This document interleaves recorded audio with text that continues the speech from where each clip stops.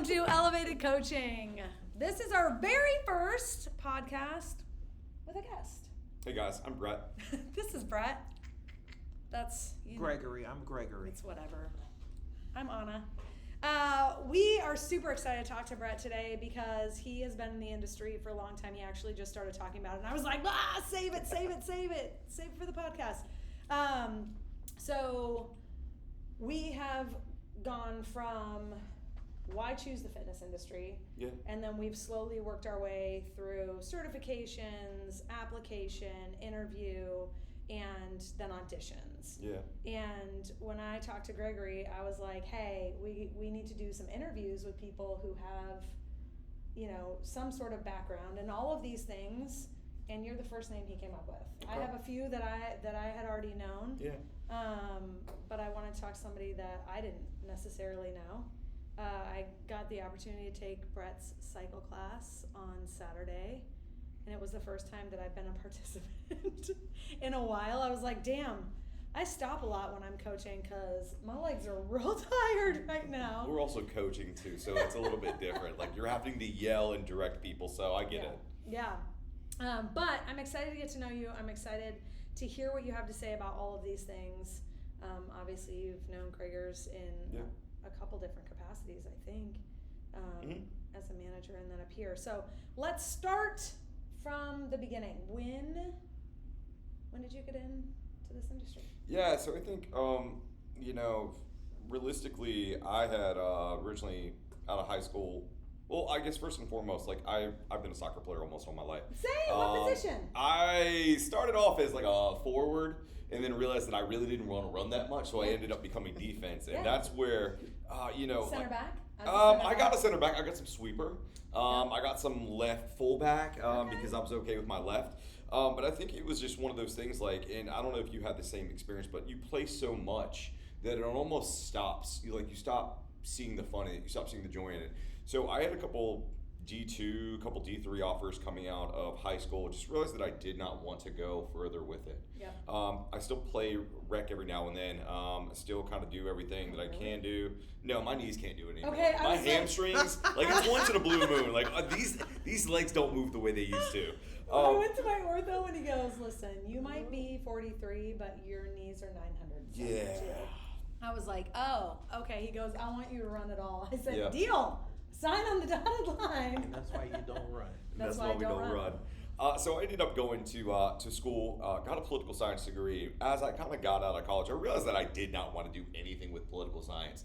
So I had started in the gym like late middle school, early high school, learning, how the body moves, learning how to use weights. And that's where I think like I just kind of came back to after college, like what is it that I really want to do?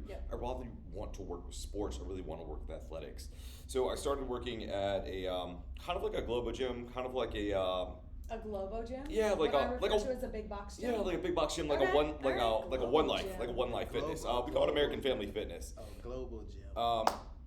I was real big in swimming, so I started off with lifeguarding, became the aquatic director for American Family Fitness as I got out of school. I started teaching water aerobic classes, which was interesting. Stop it.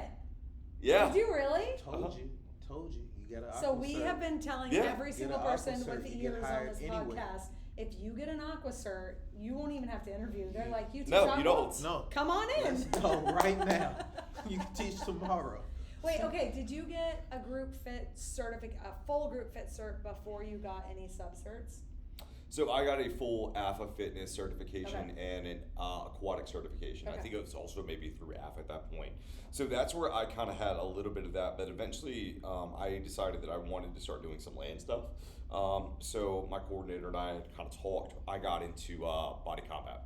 At the time, like Les Mills was blowing up everywhere.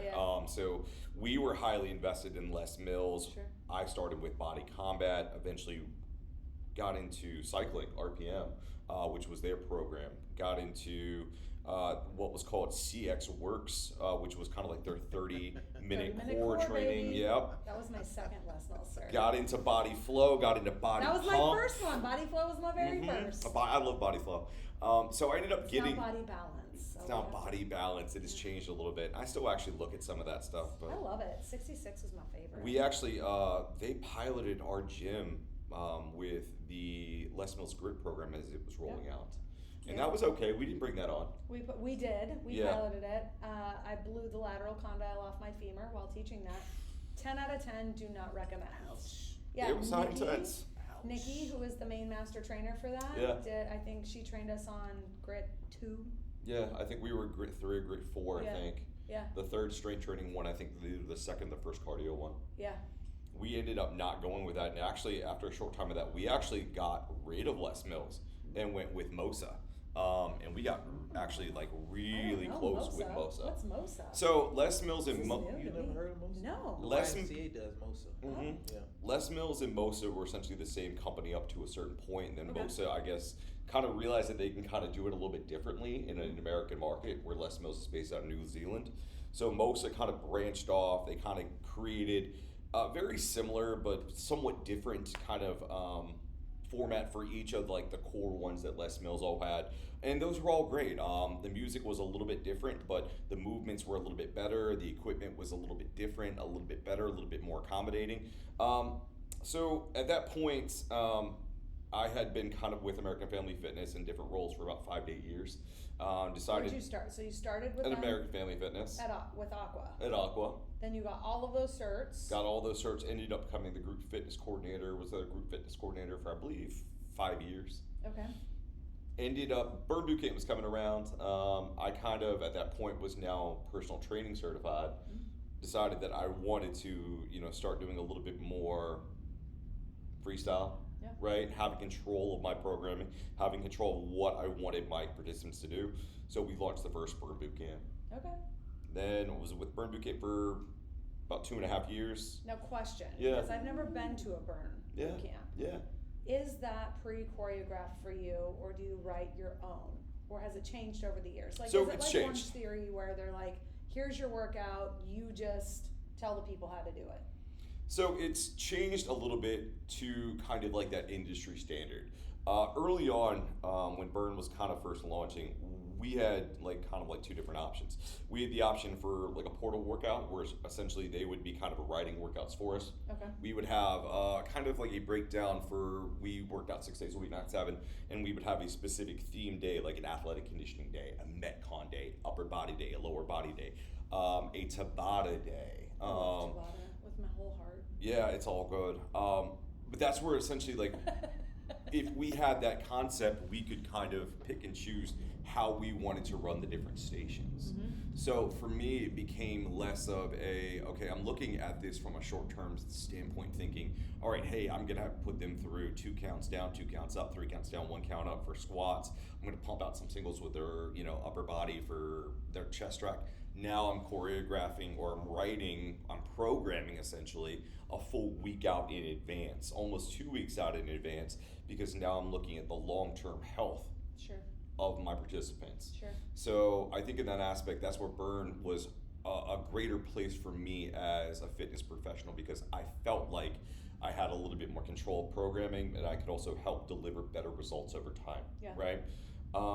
So I think in that aspect, Burn has changed because now Burn has wanted to, because Burn is so big now. There's almost, I believe, 300 locations at this point. It's awesome. They want to make sure that everyone's kind of adhering to the same workout routines. So, and it makes perfect sense that you're getting almost the same or similar experience Right. from different gym Yeah. to different So gym. if you go vacation or visit somewhere Yeah. and they have a burn, then it's not like, what the hell? Yeah, Yeah. exactly. So I think in that aspect, like Burn has become a little bit more standardized in terms of like expecting everything, but also taking away and limiting the creativity of everybody. So essentially I was with Burn for about 2.5 years in Richmond, then made my way over to Virginia Beach, and that's where we came to the Upton location.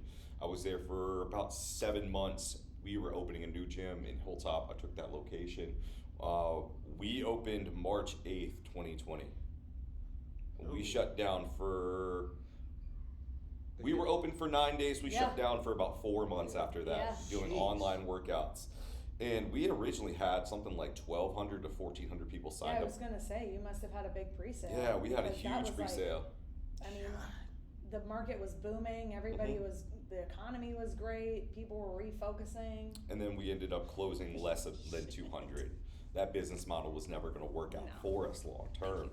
So I was with Byrne for probably another 2 years, and then from there I've been kind of going back to school. So I'm right now studying cybersecurity, but I teach a little psycho class here on the side, teach a little muscle conditioning classes we can.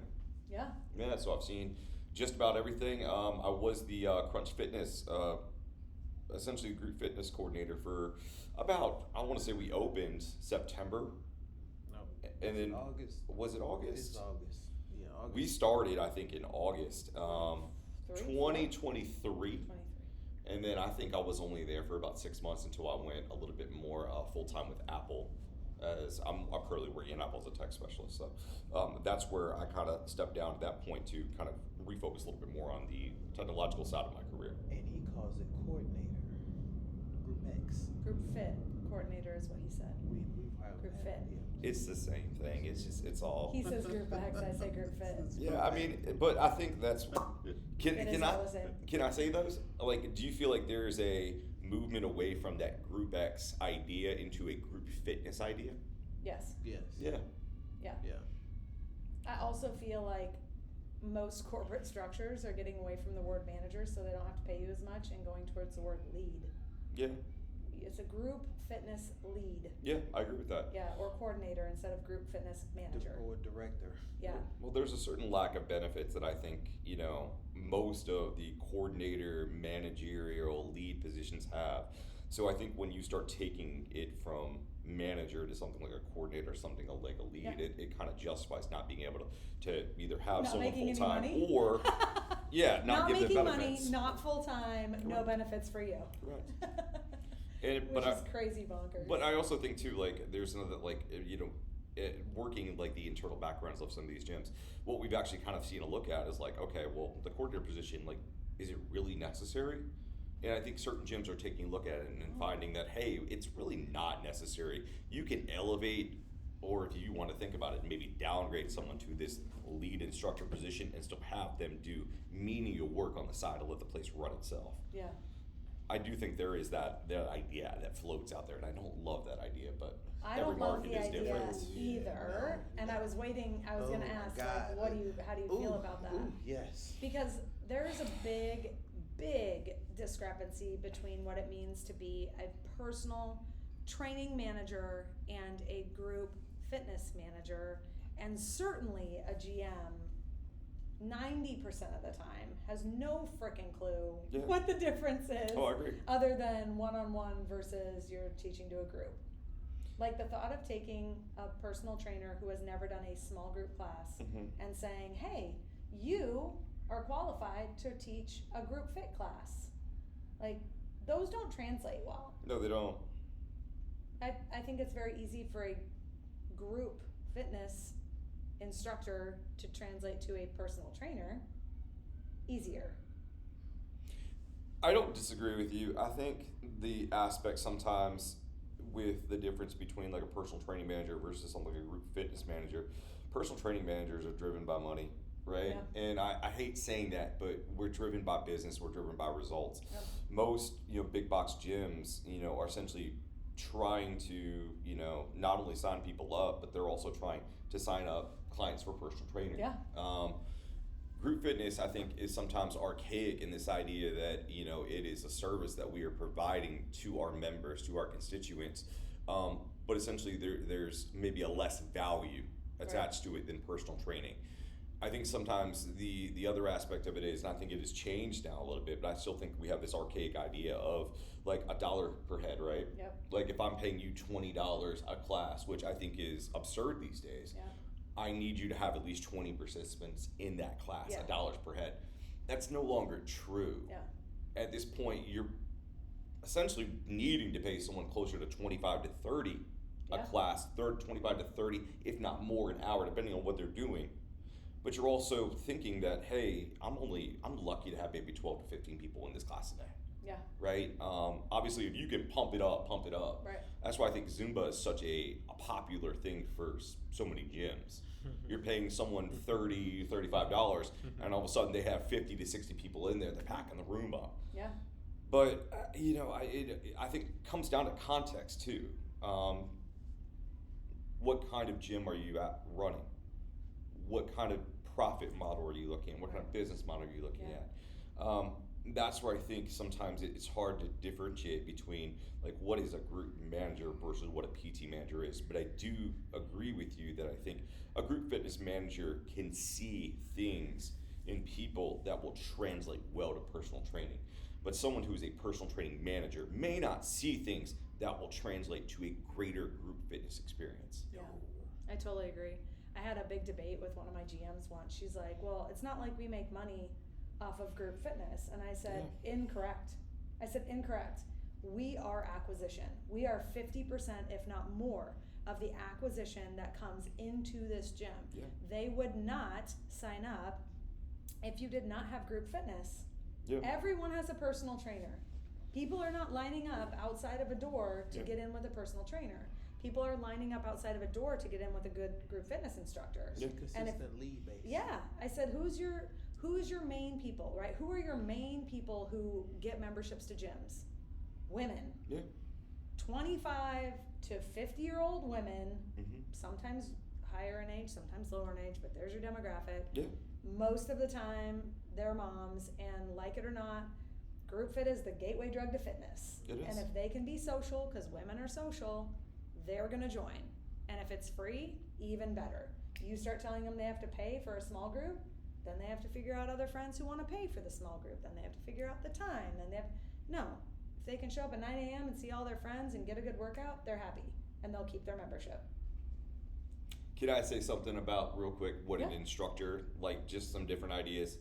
A group fitness instructor, I feel like, is happy to pack that room up. Oh, yeah. A group fitness instructor is happy to see people every single week. Mm-hmm. High fives, smiles, great energy. The personal trainer in me, when I was teaching body pump, I would see the same people week after week. Mm-hmm. And the personal trainer in me was a little disappointed that their weight would never go higher. Yes. Right? Like Yes. you might put on like 2.5 Yes. pounds, 5 pounds, but That's why I call it the gateway drug, because then you want to start kicking them out and be like, go Yes. lift on the you've floor. been doing body pump Yeah. for 2 Yeah. years and you're Yes. only doing a 10 pound and a 5 pound of both sides Yes. for squats. Like, come on, we got to go up to at least 2 pounds. And I think that's where, like, as a personal trainer, thinking about it, like, I'm so driven by results that in a group fitness class, if I'm not challenging people to be better than how they were than when they came in, Yep. then I almost feel like I'm unsuccessful, Yeah. right? But a group fitness instructor with a group fitness background is happy to see those people, happy to build Yeah. that community, Yeah. and more importantly, happy to grow that community. Yeah. And I think sometimes the other side of what fitness can look like, the business side of it, is looking at the numbers and wondering how we justify doing what we do. Group fitness keeps people in the door. Group fitness keeps people coming Yeah. back. Yeah. It is your retention center. It is. Acquisition and retention. It's not a profit center, but it's necessary. And sometimes, we struggle with the finances, the ideas of the data behind why that retention is so necessary. Yep. Yeah. Yeah. So you sort of touched on the it factor. You've held enough positions, and Yeah. I'm making a big assumption here. I am assuming that you have looked at people's applications, that you have decided who you're going to interview, Yeah. and you've done auditions. Yeah.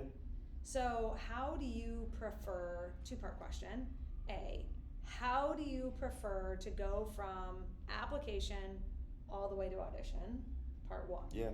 Part two, what are the biggest red flags you look for within that process that you're like, that person's not getting hired? Yeah, I think context is really important because I think there are things that are teachable versus things that are not teachable, essentially.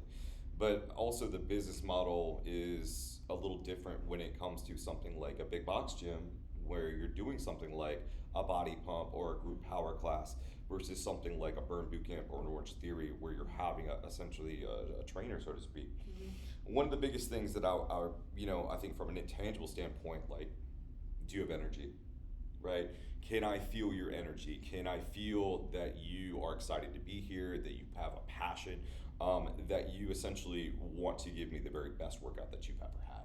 Yeah. That's not something that's teachable. That's something that you can work on. That I think that's something that just gives you it. Yeah.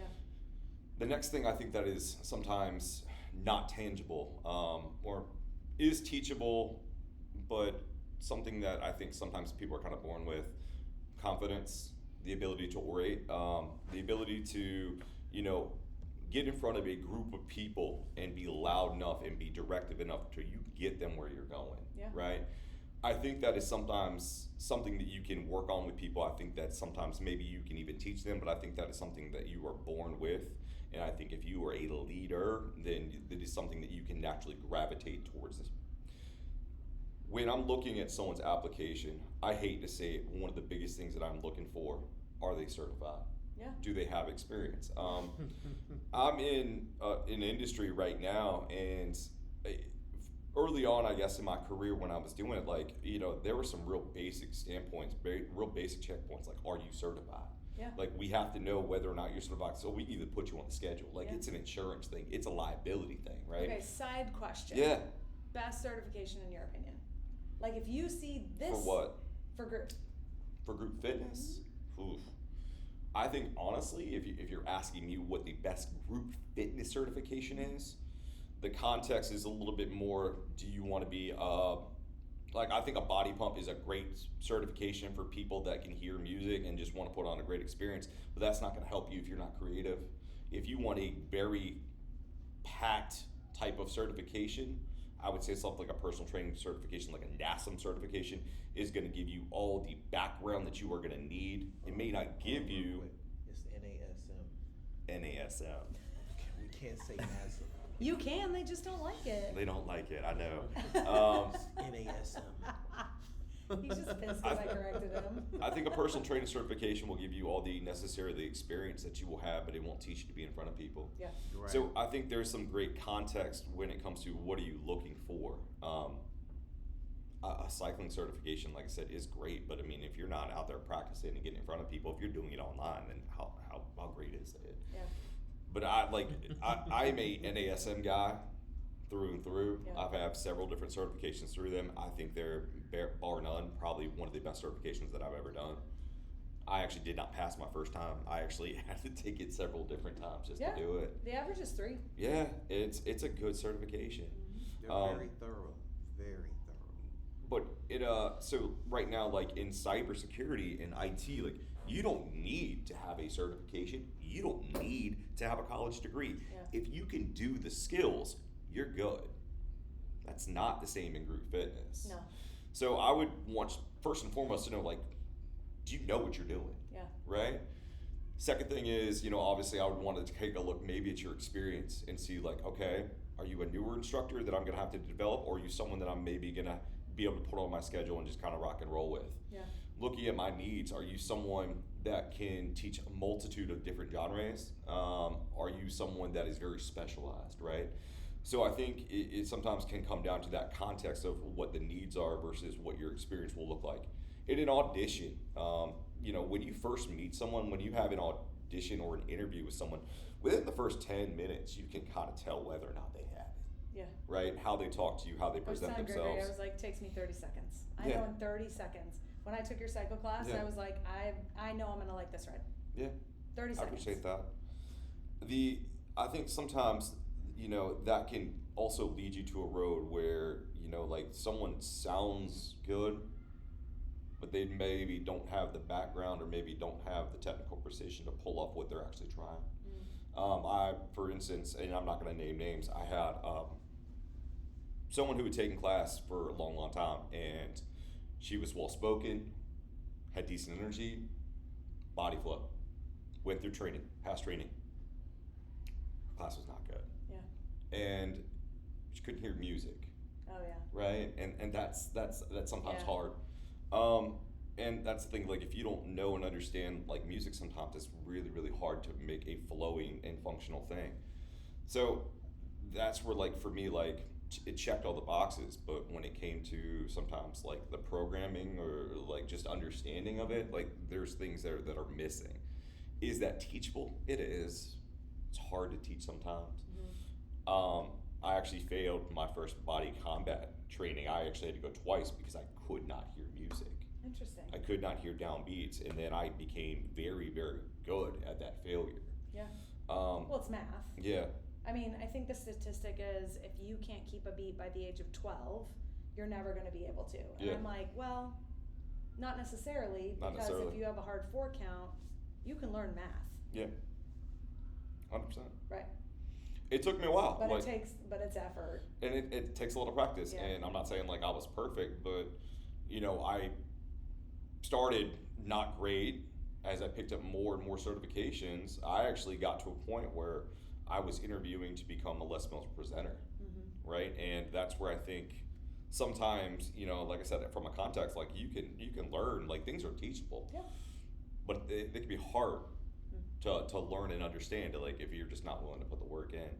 I think when it comes back to, like I said, we can sometimes understand whether someone has, energy, or has direction or leadership within about 30 seconds to 10 minutes of, Yeah. of having a conversation with them. Yeah. One of the other things from an audition standpoint that I'm also evaluating too is like the structure of the workout, the flow of the workout. If it doesn't make sense to me, I'll let you know. Yeah. And if it doesn't, from a training standpoint, if it's just like choreography, like I'm already disinterested. Yeah. If there's not some practical purpose as to what we're doing and why we're doing it through the full flow of a workout, I sometimes, as a participant, struggle. Yeah. But I also understand that I am not a typical participant. Right. But I am someone who is, if I'm thinking, in terms of safety and results and efficiency for our members, I'm taking a look at the structure of it, and I'm wondering, like, hey, why did you do this? Yeah. What if we tried this instead of this? Does that make more sense? So that's kind of the other part of the audition. Like, does your workout make sense? Will you coach in an audition? Like the example you just gave. Will you say to somebody like, hey, I like what you did. Let's try doing this instead of this. Afterwards, yeah. And if they do it, do they become more hireable in your brain? I agree. Yeah. I think, like I said, are you someone that's willing to learn? Yeah. Because I think early on, like the folks that are just now becoming Group X, Group Fitness certified, you are not going to be good. People are going to cringe a little bit during your workouts, and that's okay. Because it's all learning, right? The more that you can grow and the more you can deliver a rapport with people, the greater the experience actually becomes in the long term. Yeah. But I do absolutely agree with you on that aspect, that I think that can happen. And I think that it sometimes can happen more often than we think. Yeah. Would you rather take somebody with 20 years of experience and bad habits, or somebody who's brand spanking new? Ooh.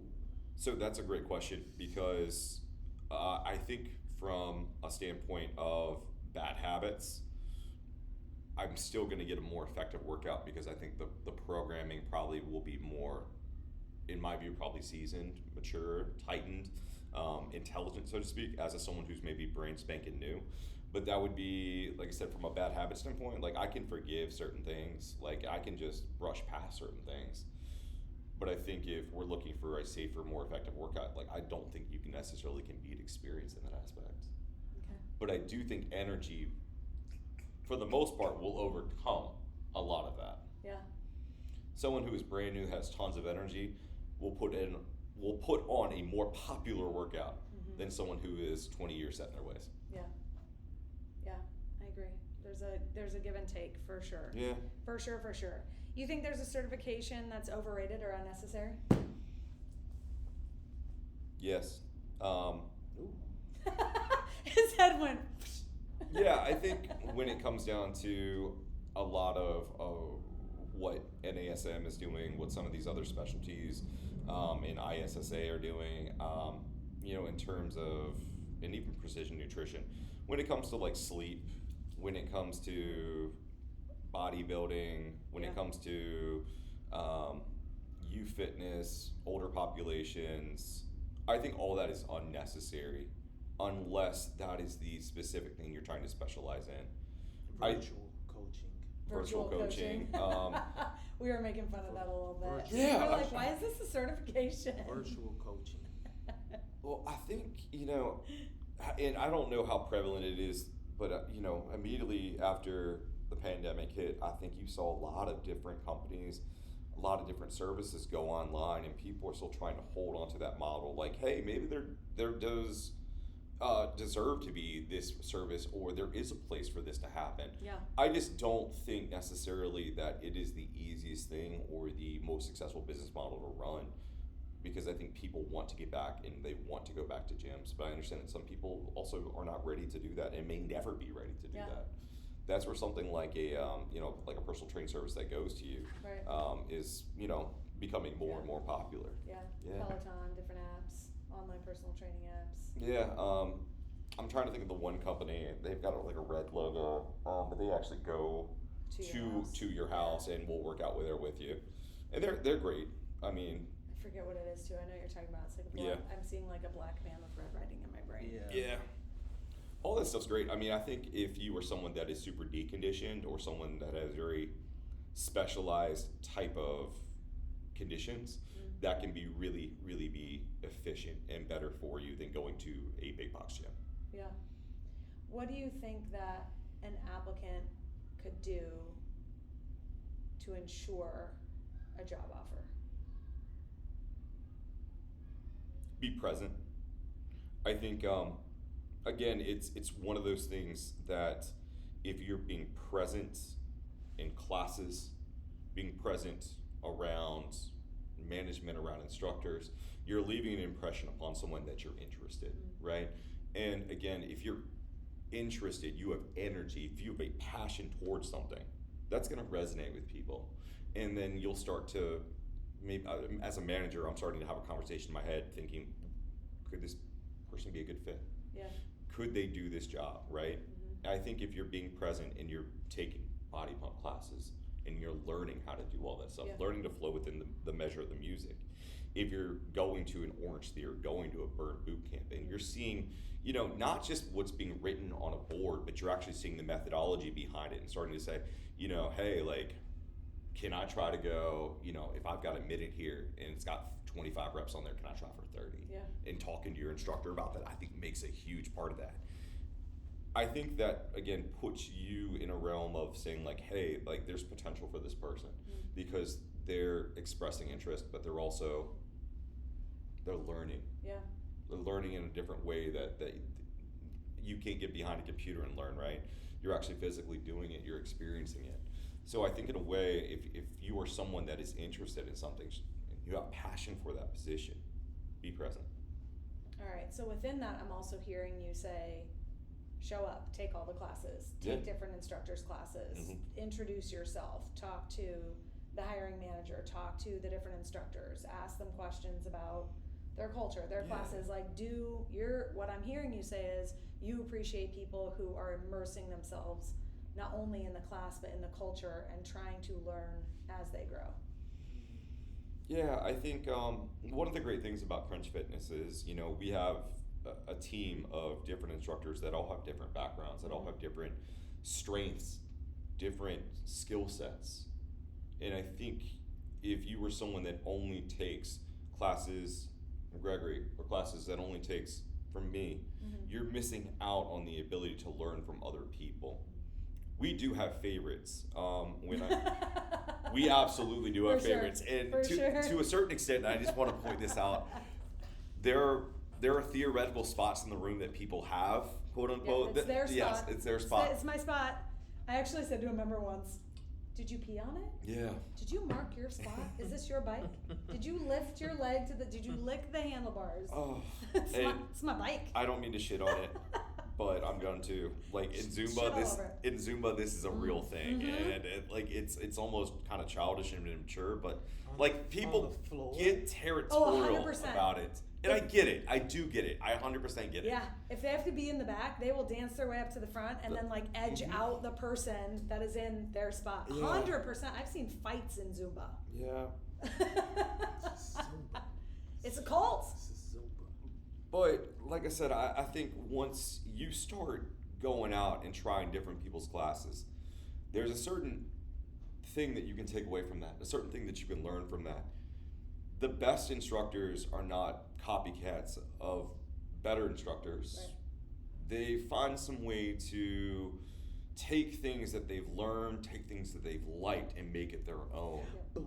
Boom. See, this is what Gregory does. He doesn't talk a lot, but he makes very important. Yeah, because sound effects. this is how I learned. I told you when I first started at the Y teaching Boxmaster, we went to several different locations, took several different Boxmaster classes, and I took little bits and pieces of each one.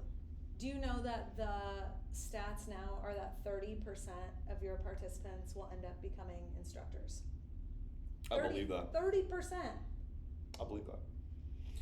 Because I think, you know, and again, I think it harkens back to like what do we actually think is the business model? What do we actually think is the way that people see results here? Is it showing up every single week and having great energy and creating community, or is it the fact that someone has upped their weight 5 pounds from 3 weeks ago? Is it the person that is down 2 pounds from, you know, last week because they hit the gym 5 days out of 6 days?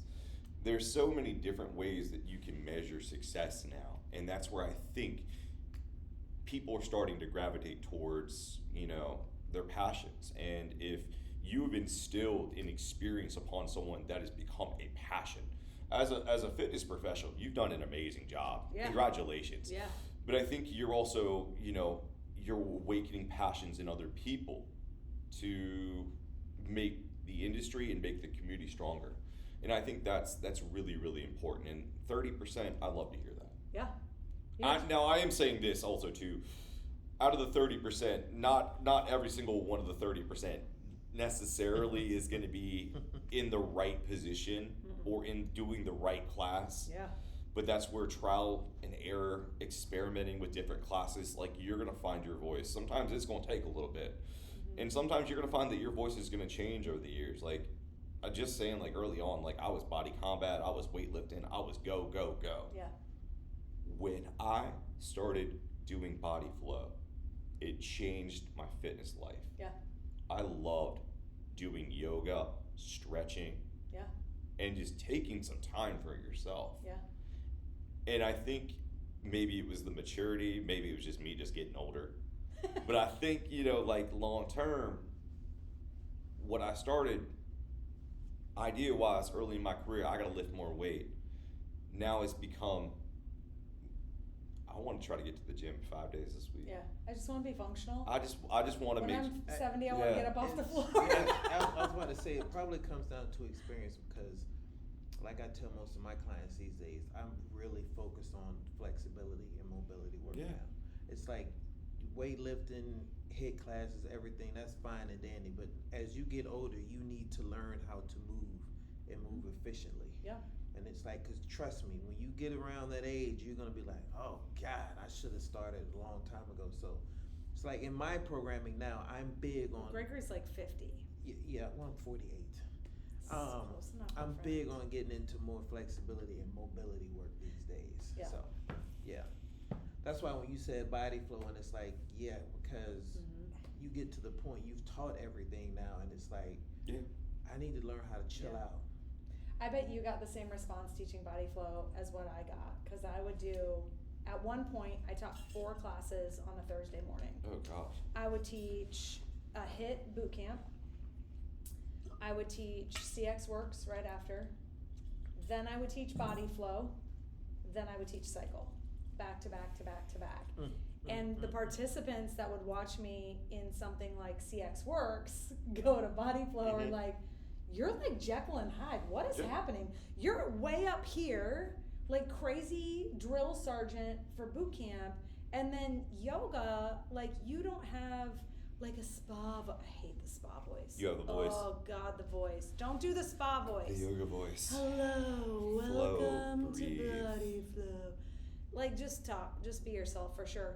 But I would kick it, you know, way down because it doesn't take that same intensity. And I fully believe that your coaching voice should match what you're trying to get your participants to do. And if I was like, come on, Warrior 3, like that doesn't. You can push it a little further. So let me throw a question over to you. Yeah, okay, here Do we you go. feel like an instructor has to do the workout or should be doing the workout? I'm a big fan of 50-50, maybe 60-40. I agree. To me, if you don't stop to look at your people and make sure that your coaching is landing, you're missing the mark. A. B, and I say this to all of the people all the coaches that I coach, this is not your workout. It is not your workout. This becomes your baseline. If you are teaching, if Brett is teaching a cycle class every week at the same time, that is now his baseline. That is not his workout. Mm-hmm. His workout is what he does outside of the classroom. So if you are so self-involved in your own workout, what you are doing it the entire time, you're missing the 50 people who have eyeballs on you where their bodies are in your hands. So no, I think maximum, I'll even say 70-30. Maximum you're doing 70% of the class, especially in like a Les Mills. Yeah, I agree. I think there are spots in Les Mills where you can be looking out and, stop with a bar on your back for body pump. Les Mills, when I went through Les Mills training, they're big on the coaching and the level 1, the level 2, level 3. But they also don't want you to stop. Right, exactly. Yeah. But but you're also trained to watch the room and watch the participants. Yeah. Like when I took a HIT certification, when we all had to break out and do our little demos, she watched each one of us, and it was only the last instructor who went through and did the workout with us. And she pointed out, the first thing she said is, okay, so when you started the workout, were you watching this person over here who was completely doing it wrong or confused or had the wrong form and everything else? Yeah. So her biggest thing was, it's fine for you to do the workout, but you have to make sure your participants are set up first. Yeah. Because you never, matter of fact, my very first HIT class, my group X coordinator, she was like, it was fine for you to do the workout, but did you take a look around the room first? Right. She was like, you had people who were confused, some that wasn't doing it right, they were looking around, and it's like, you may have to still take care of the room first before you get into your workout. Yeah. I try to tell any coaches that I coach, if you have to do the workout in order for your participants to follow you, you need to take a step back and work on your coaching. No, let me follow up with a question. Yeah. Because, there is still a fair amount of movement, regardless of whether or not you're coaching, teaching, presenting, whatever. Yeah.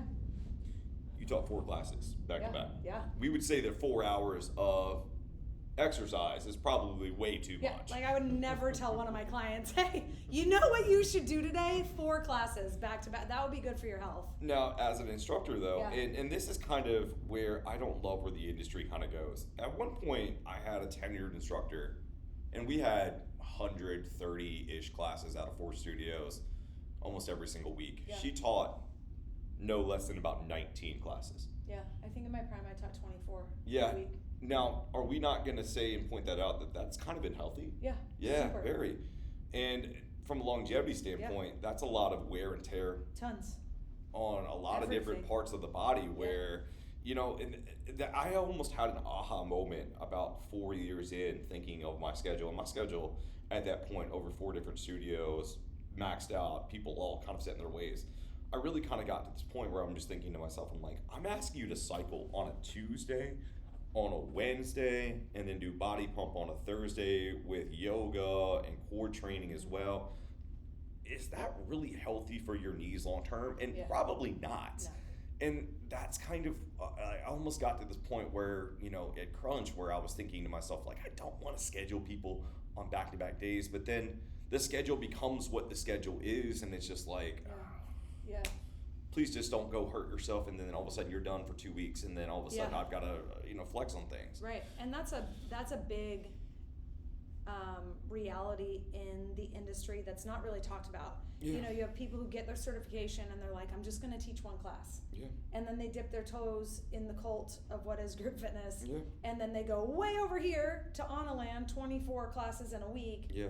And good luck finding half of those to get taken over, or God forbid, I'm sick. And then we have to find subs for the classes. Yeah, so I fully agree. There's a fine line between enough and too much. Yeah. One of the things that Gregory and I have talked about is not teaching a class that you absolutely love to take. Because when you do, and you sort of alluded to it before, I'm not a normal participant. Yeah. Like, we can't help but pick and choose have things. our coach brain on when we're taking a class. So if you want something, like for me, body combat, I never want to teach body combat, because when I go, I don't want to think about what the person on stage is supposed to be doing when I know what it is. Yeah. I just want to be. Yeah. Yeah. So there's definitely a fine line for sure. Yeah, and I do think, like I said, I mean, you could definitely go overboard. And I think early on, I think sometimes as a manager, we're thinking about how big we want our teams to be. Yeah. And sometimes we're getting maybe advice from more senior folks like, oh, you need a big team, You don't really need that big of a team. If you've got a lot of really good individuals that are all multitask, you don't need, a ton of people on your staff because essentially you can essentially cover all your bases in one. Mm-hmm. I think sometimes like we as maybe more senior managers, are looking to just have like the biggest team available, and it's not the best way to do things. Yeah. So if you're a manager out there, like trust your people, and essentially you may not need more than what is actually being described to you. You'll have a general sense of what actually needs to happen based on what you're seeing. Yeah. What's been the most rewarding job you've had in the industry? The most rewarding job that I've had in the industry was probably a trainer at, like I said, Burn Boot Camp. Okay.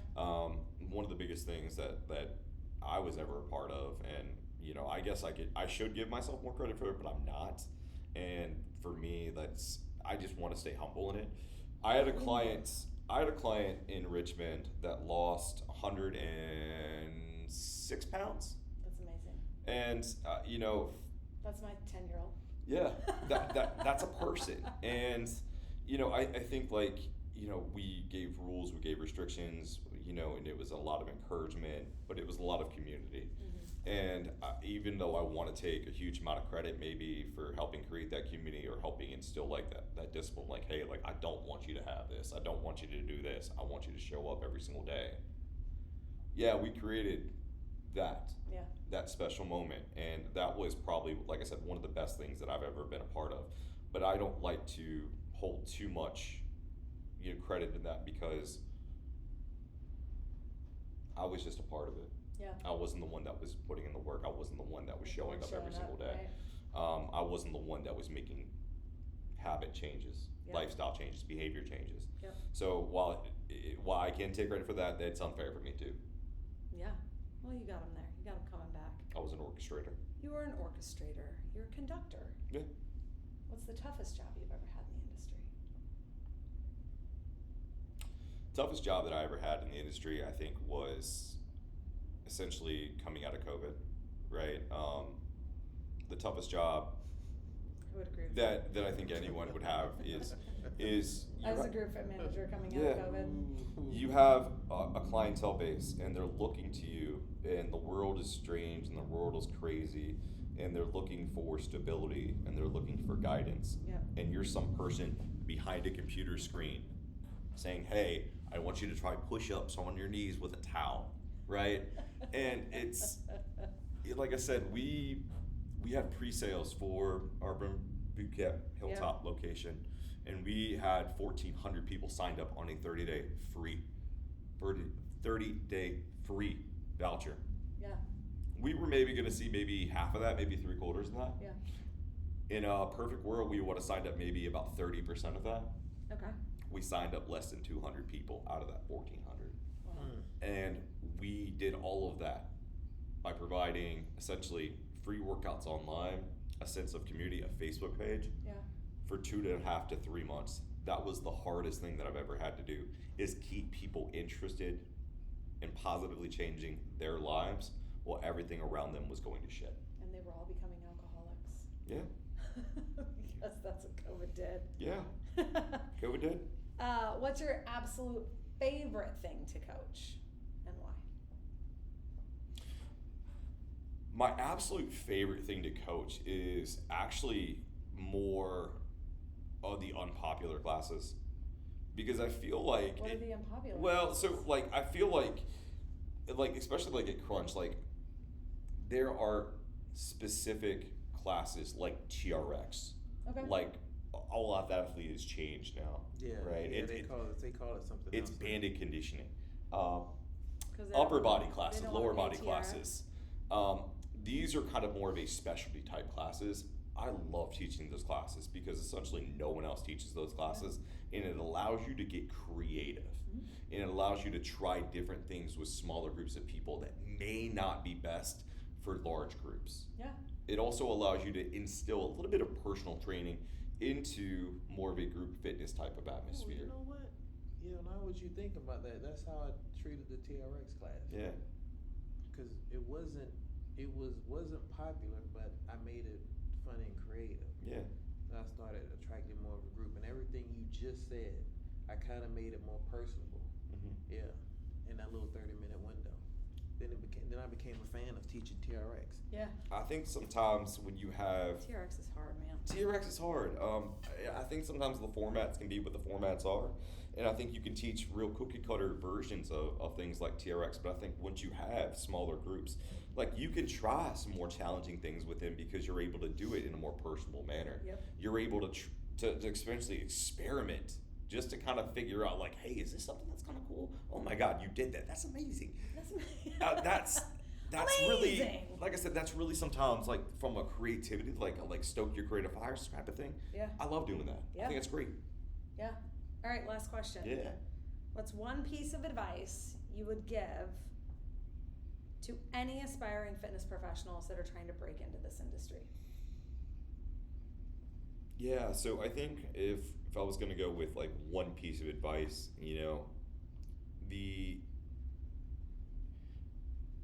again, from a context standpoint, it's all about community. Are you more of a community that shows up every single week and is just happy to be there, or are you a community that is here to see results?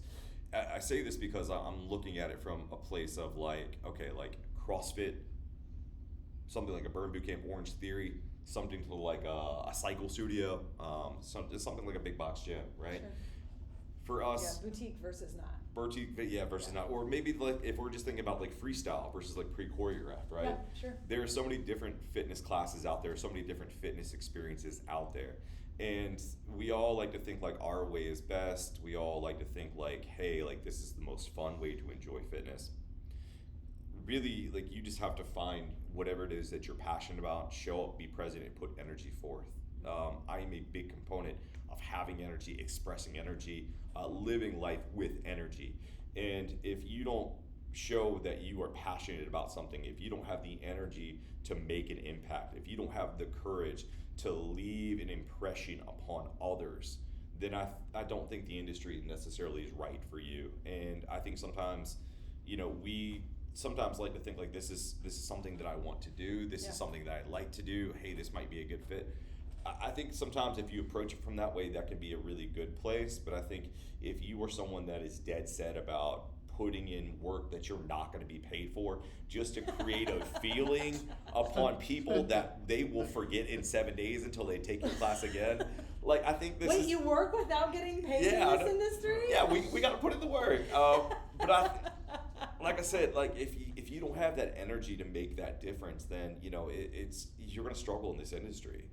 This is not something that I think is also not a full-time thing for a lot of people. I think this is a part-time thing for a lot of people. I think personal trainers that want to become better in the field, better in the industry, would do great to do group fitness. Oh my God, if you're a personal trainer, I do group fitness. You literally have the ears of 50 people who now trust you.